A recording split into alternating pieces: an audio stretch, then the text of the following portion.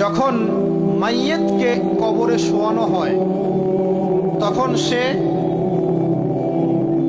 তাকে দাফন করে যাওয়া ব্যক্তিদের হাঁটার খসখস আওয়াজ শুনতে পায়। এরপরে তাকে যখন শুইয়ে দেওয়া হয়, সে যদি মুমিন ব্যক্তি হয় তাহলে তার মাথার দিকে তার সলাত এসে দাঁড়িয়ে যায়। দুনিয়াতে আপনি যে নামাজগুলো পড়েছেন, আমি যে নামাজগুলো পড়ছি, এগুলো মাথার দিকে দাঁড়িয়ে যায়। ডান দিকে চলে আসে তার সওম মানে কি? রোজা। বাম দিকে চলে আসে যাকাত। তারপরে পায়ের দিকে চলে আসবে তার আত্মীয়তার সম্পর্ক রক্ষার ইবাদত, তার এই যে অন্যান্য দান সদকা, তার নফল আমল, তার তাসবিহ তাহলিল, তার কোরআন তেলাওয়াত ইত্যাদি পায়ের দিকে চলে আসবে। এখানে একটা হাদিস এসেছে, সূরাতুল মুলক যে ব্যক্তি রাতের বেলা তেলাওয়াত করবে, কোন সূরা ভাই? তাবারাকাল্লাযী বিয়াদিহিল মুলক ওয়া হুয়া আলা কুল্লি শাইইন কাদির।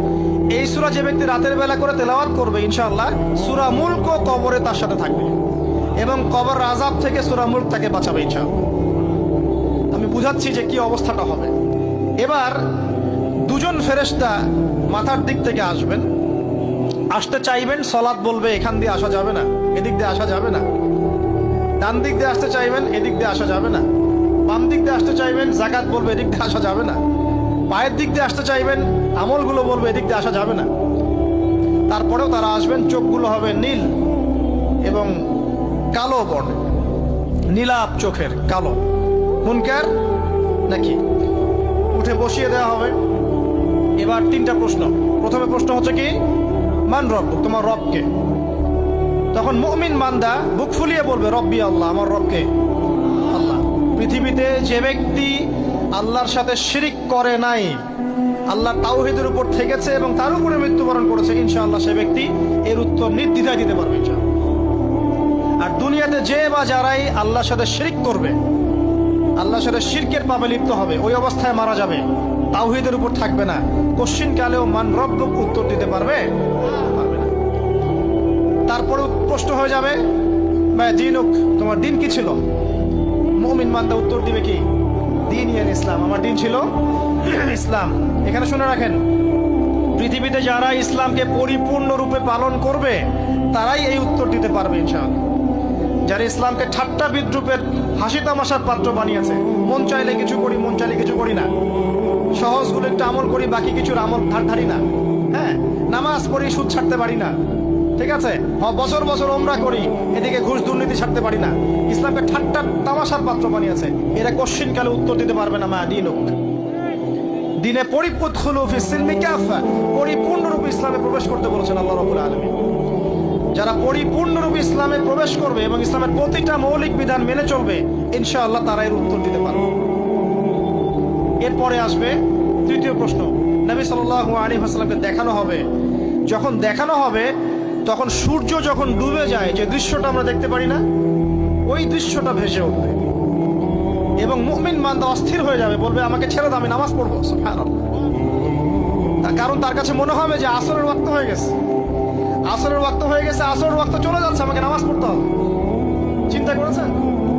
ওই যে একটা হাদিস আছে না, যে 7 শ্রেণীর মানুষকে আল্লাহ রাব্বুল আলামিন আরশের ছায়া দিবেন। তার মধ্যে এক শ্রেণীর মানুষকে, যার অন্তর মসজিদের সাথে ঝুলে থাকে, তার মন মসজিদের সাথে ঝুলে ছিল, এই সূর্য ডুবে গেল বলে আমাকে ছেড়ে দাও, আমি নামাজ পড়তে যাব। তখন ফেরেশতারা বলবেন তোমাকে নামাজ পড়তে দেয়া হবে, তবে তার আগে তুমি এর উত্তর দাও। কি উত্তর? এই ব্যক্তির দিকে তাকাও। তখন নবী সাল্লাল্লাহু আলাইহি ওয়াসাল্লামকে দেখানো হবে, সাল্লাল্লাহু আলাইহি ওয়াসাল্লাম দরুদ পড়বেন। বলা হবে যে এই ব্যক্তির সম্পর্কে তোমার কি ধারণা? মান হাযা রাজুলু বুইসা ফীকুম, এই ব্যক্তি কে, যাকে তোমাদের কাছে পাঠানো হয়েছিল? মুমিন ব্যক্তি নির্দ্বিধায় বলে দিবে যে তিনি হচ্ছেন আমার নবী মুহাম্মদুর রাসূলুল্লাহ সাল্লাল্লাহু আলাইহি ওয়াসাল্লাম। দেখুন, পৃথিবীতে যে বা যারাই নবী সাল্লাল্লাহু আলাইহি ওয়াসাল্লামের সুন্নতের উপর আমল করবে, ইনশাআল্লাহ সে তার উত্তর দিতে পারবে। দুনিয়াতে যারা নবীর সুন্নতের 5 পয়সা পরোয়া করছে না, তার আদর্শের 5 পয়সা দাম দিচ্ছে না, তারা কোশ্চিন কালে উত্তর দিতে পারবে না। নাম হতে পারে আব্দুর রহমান, আব্দুর রহিম, নবীর সুন্নতের ধার ধারে না, তারা উত্তর দিতে পারবে না। নবীর সুন্নতের গুরুত্ব কত গভীর, এটা আমাদেরকে এখান থেকে বুঝতে হবে। তাই প্রিয় যুবক ভাইরা, মুসলিম ভাইরা, আমাদের জীবনটাকে নবীর আদর্শ এবং সুন্নতে ঢেলে সাজাতে হবে। সকাল থেকে সন্ধ্যা পর্যন্ত প্রতিটা কাজ করবো কার তরিকায়? রাসূলের তরিকায়। নামাজ পড়বো তার তরিকায়, রোজা, সিয়াম, হজ, জাকাত, আমল, মুআমালাত, আখলাক সব কার তরিকায়? নবী সাল্লাল্লাহু আলাইহি ওয়াসাল্লামের তরিকা অনুযায়ী ইনশাআল্লাহ। আল্লাহ পাক তৌফিক এনায়েত করুন, আমিন। এবার ফেরেশতা দুজন জিজ্ঞাসা করবেন অবাক হয়ে, যে তুমি কিভাবে এটা জানলে? তুমি কিভাবে এই তিনটা প্রশ্নের উত্তর দিতে পারলে? কারণ বেশিরভাগ মানুষ তো উত্তর দিতে পারবে না, বেশিরভাগ মানুষই এই উত্তর দিতে পারবে না। কারণ কিয়ামতের মাঠে 1999 জন মানুষ জাহান্নামে যাবে। তো এটা কঠিন পরীক্ষা। আল্লাহ রাসূল সাল্লাল্লাহু আলাইহি ওয়াসাল্লাম বলেছেন যে নিশ্চয়ই তোমাদেরকে এখানে পরীক্ষায় ফেলা হবে, আর তোমরা যদি এই পরীক্ষা জেনে তোমাদের মৃতদেরকে দাফন করা থেকে বিরত না থাকতে, তাহলে আমি তোমাদেরকে শুনিয়ে দিতাম কবরে কেমন পরীক্ষা হয়। মানে যদি আমরা শুনতে পারতাম যে কবরে কেমন পরীক্ষা হয়, আমরা ভয়ে আমাদের মৃতদেরকে দাফন পর্যন্ত করতাম না। এটা নবীজি বলছেন সাল্লাল্লাহু আলাইহি ওয়াসাল্লাম। তাকে জিজ্ঞাসা করা হবে যে তুমি কিভাবে জানলে এটা? বেশিরভাগ মানুষ তো পারে না উত্তর দিতে। তখন সেই ব্যক্তি বলে বসবে, সেই ব্যক্তি বলবে যে করাতু কিতাব আল্লাহ, আমি আল্লাহর কিতাব এই কোরআন পড়েছি।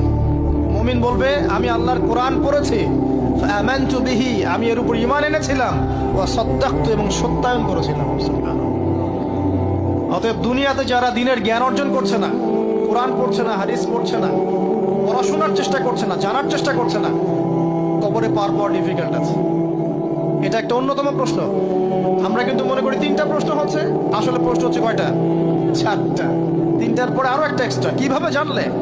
তখন উত্তর দিচ্ছে আমি আল্লাহর কিতাব পড়েছি, ঈমান এনেছি,